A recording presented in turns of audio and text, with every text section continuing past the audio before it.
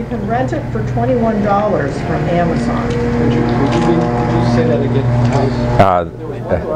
If there was one book that you, if you only had time to read one book about policy governance, what would it be? It's Getting Started with Policy Governance by Caroline Oliver. It's a paperback book that is usually that's very expensive. If you get it sent to your home, it's over $40, isn't it? It's $59. This is from Amazon. $50.95. That's great. $50.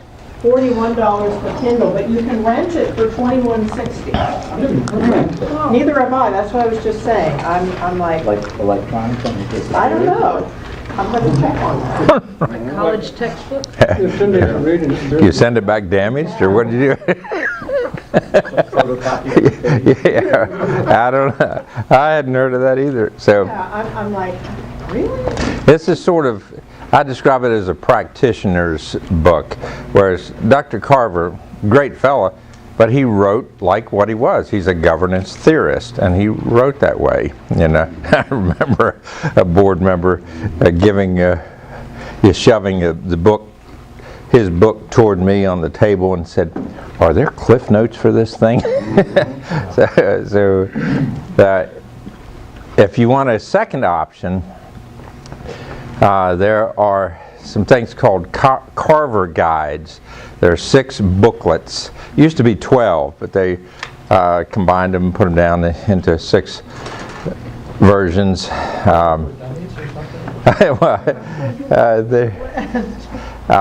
But they're actually helpful for continuing education because it's a smaller booklet, and you can say, all right, everybody on the board now read booklet number 1. We're going to talk about it at the next meeting, and then read booklet 2. But again, they're very expensive also. Can we get a copy of the slides? Oh, these slides? Oh, sure. Yeah, Well, we'll be able to, this is taped, Oh, okay. Yeah. and it's going to be available online, or you'll... On YouTube. YouTube. Okay. And since you all, maybe you didn't know this, but since you are members, participating members of the service agreement with me, that gives you access to the archive of articles on my website.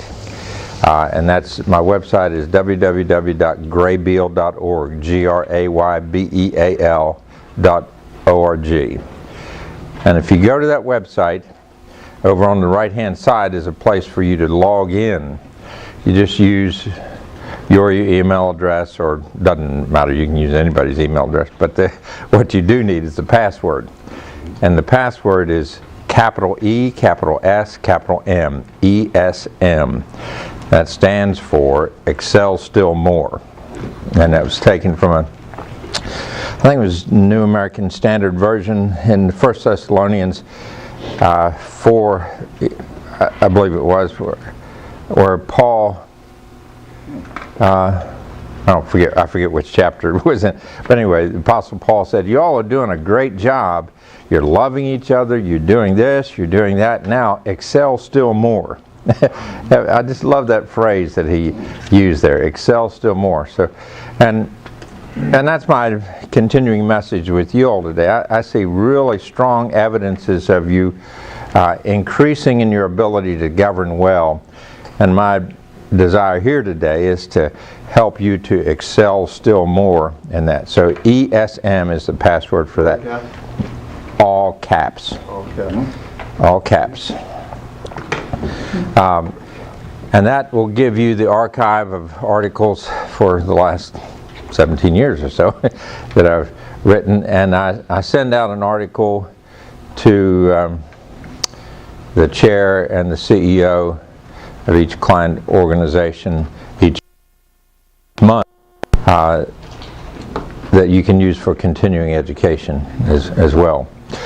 But it's a special treat to be with you here in person today, so we'll launch back into the 10 principles. We talked about the 4 pillars that sort of uphold, the building. So let's talk about the 10 principles. here now. The first one of ownership. Board members are trustees for the ownership. Oh, here they are.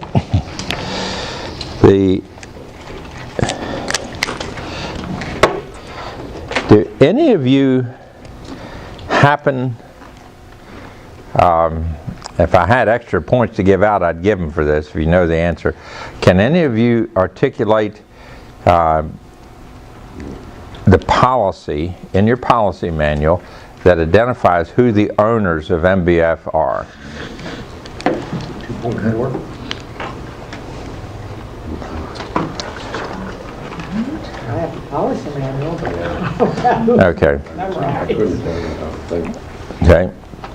Well, Barb, since you've got it there, policy 4.0. 4.0. Yeah.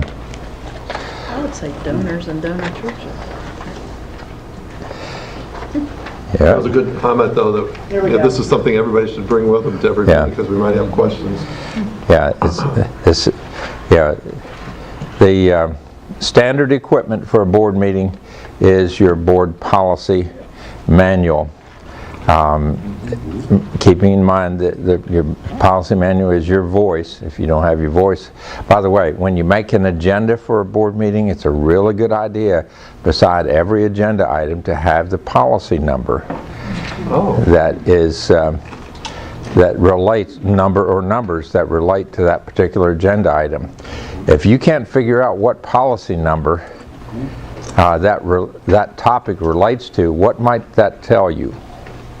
Maybe it should be on the agenda. Yeah. Okay, maybe it's not even board work.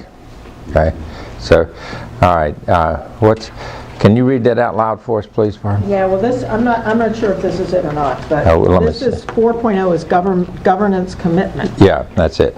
Okay, the purpose of the board on behalf of God and fellow stewards clearly committed to the ends of MBF, parentheses, select donors, partners, churches, etc. So I guess that's the list of owners.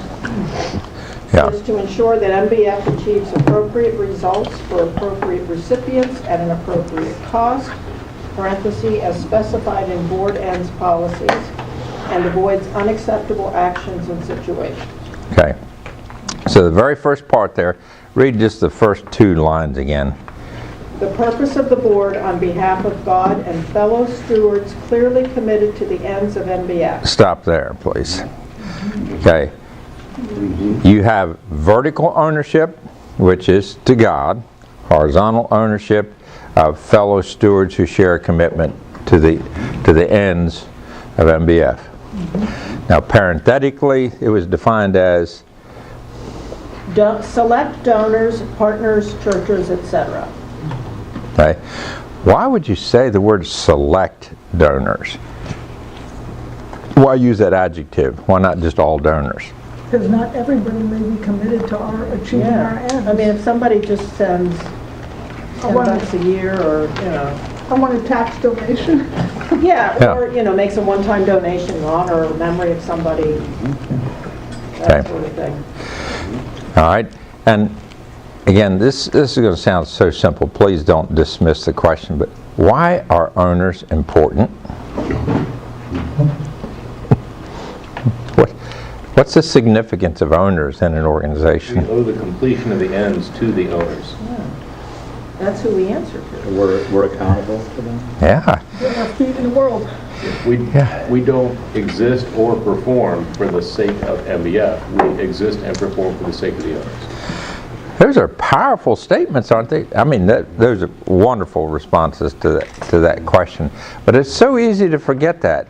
Come to a board meeting and think, well, what's on the agenda? Let's go through it, and then forget the fact that you as a board are accountable to someone else, and that is a dual accountability to God and to those fellow stewards who share a commitment to this. So it goes beyond the board itself. The board's really important because you are the owner representatives, but you do your work on behalf of a broader group, including the Lord himself. Here's the picture. This one you're familiar with. There's ownership. In a corporate setting, who are the owners? Shareholders. Yeah. If it's a for-profit. Yeah, a for-profit corporate as shareholders, everybody understands that. You get 51% of the shareholders together to agree on something, what can they do? Anything they want. Yeah. I mean, they can change a pizza store into a shoe store. They can change the. I mean, they own the organization. So the question is, who are the owners of a nonprofit? Well, it's a very similar concept to the stockholders, but you don't have stock in it. You have commitment. Therefore, you say, you know God is committed to working in lives, so He's the ultimate moral owner.